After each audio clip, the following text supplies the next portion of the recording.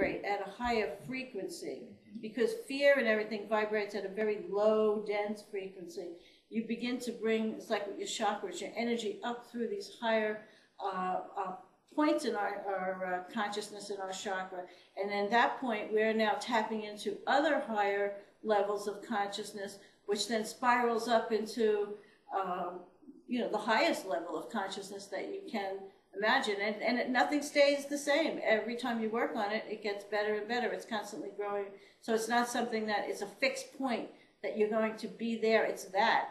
It's that I am aspiring to that being, to that wholeness, to that greater intelligence that is the everything, everywhere, the God, consciousness. That's empowering, just knowing this information. And I think this is some of the biggest information that has been suppressed from our schools, is the true nature of our souls, of having that divine energy through us, and what we can do with it. Instead they rather us be enslaved and working to make money. It's not part of the curriculum. So there's a huge suppression going on, not just with free energy, but even about the true nature of ourselves. Most people are walking around all confused, don't know where they come from, don't know what happens after they die, and they're miserable. And they're going through hell, living in fear, and that's the way they design the game. The deck of cards is fixed. Right. And so when you see, there's human beings in that level, and there are human beings that are, living in a miserable poverty level. They really don't have any control of where they are. If you're fortunate enough to live in a free world and watching us on this internet, you're pretty rich as far as the world is concerned. As far as if you look back at ancient times, we have all these things at our resources. So now what you have to do is realize that you're very fortunate. And now, instead of closing your mind off to everything around you and thinking everything is just terrible and getting worse and worse, expand your consciousness. The universe is expanding, and we are expanding with that universe. So as our consciousness expands and as we learn, we free ourselves from the binds of this negative spiral reality. Yeah, definitely. And we got a few messages from people that were new to meditation, but they realized they wanted to reflect upon themselves, and just want to give a quick little advice. If you're looking to meditate and you're brand new, and the reason for meditating is to align yourself with this universal or unified conscious field, so you could awaken your chakras, your third eye, and just have amazing things happen to you, so you could awaken to truth, to real reality, not the illusion of the matrix around us. And something that you could do is try sitting in one spot for like 30 minutes or 10 minutes if you're brand new, and just try to sit there without moving a muscle. The only thing you're allowed to move are your eyes to blink, and you could have your eyes shut or your eyes open, but practice sitting still. It's amazing what can happen from stillness. Once you're able to maintain your body in a posture for, let's say, 30 minutes, then move on to meditating and focusing upon one thought. And you could use your favorite mantra, you could use an affirmation, you could just focus on your breath or whatever it is. But that's what you want to focus on, just one thing, because ultimately we want to stop the chatter and all the random thoughts from coming and going out of our minds. We want to focus to stillness, like water, complete stillness. And once we could attain that stillness, that's when your frequency, like you were talking about, and your vibration to this higher consciousness is going to open up.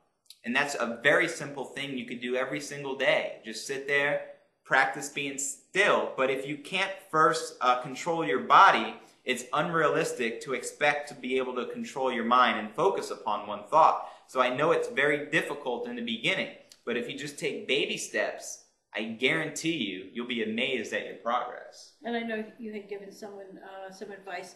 Concentrating on your breath is the most important thing. To me, that sort of, if I'm concentrating on my breath, I can't concentrate on two things at the same time. And I sort of, breathe in, and I'm, watching my stomach, blow up with the air, breathe out. and it's sort of like it brings you to a rhythm. That sort of, it'll bring you almost to a half sleep state. It'll probably put you right to sleep if your aim is not to be meditating. But it's a good start. Even if you fall asleep in the beginning, you know you at least you got the relaxation part down pat. Now you have to try to stay awake. But it is very important because stillness, lowering your entropy, is the way consciousness is able to become. You're a particle, you're a being, you know, a point of light is able to become a wave and to move through the higher levels or the other non-local fields of consciousness. And it is energy, it's a field of energy, and you just move through that field of energy as a wave, you know, as an informational. And it's the brain, it's the mind, not so much the brain. So the mind's function is to slow itself down so that it can move through these sort of veils in the way we think about things and those thoughts.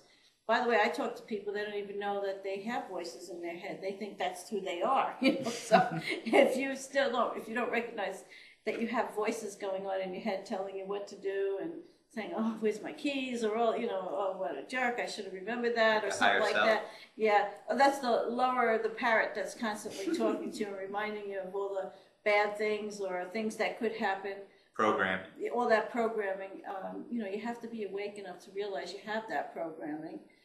If you're not there yet, then I would say sit in silence for a while. You'll recognize, and it may be your parents' voices that you're hearing in your head. It may be something distinct, an old teacher.